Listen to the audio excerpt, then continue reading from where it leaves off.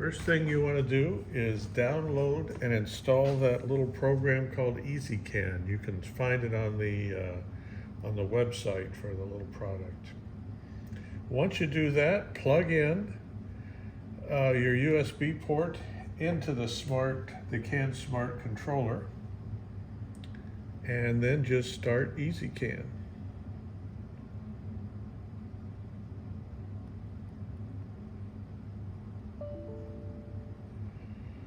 Wow, it does start eventually, and then it will show you this screen here showing you the 4 circuits. Now, it's got parameters here that you can use, that you can set up.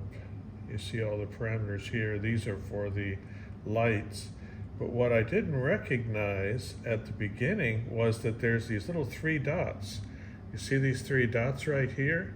If you touch those 3 dots, you can see info. The info tells you that they're more about the parameters. Not a whole lot more, but a little more about the parameters.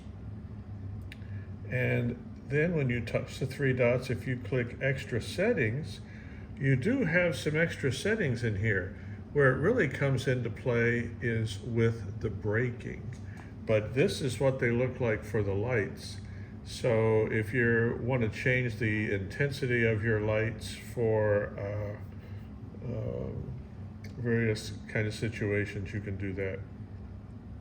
Modulation. These things aren't explained very well, but they will allow you to further adjust your CANSmart settings for your bike. Okay, so now we're going to look at the auxiliary brake light. This is what I wanted to look at. Touch the 3 settings, look at the extra settings.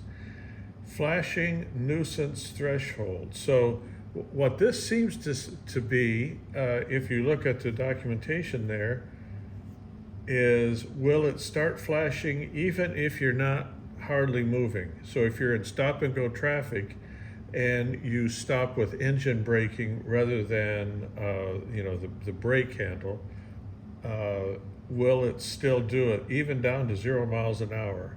And this thing says it does, but when we tried it the other day, it did not. So I'm not sure what that means. Emergency stop sensitivity and engine braking sensitivity. So those are all the way down to the bottom, but when we tried it the other day, I was going 20 miles an hour in first gear, rolled off the throttle, and the lights did not come on. So I'm not sure what these values mean, but there are more values in these things. Just touch these 3 dots over here, and you can see more settings for this thing.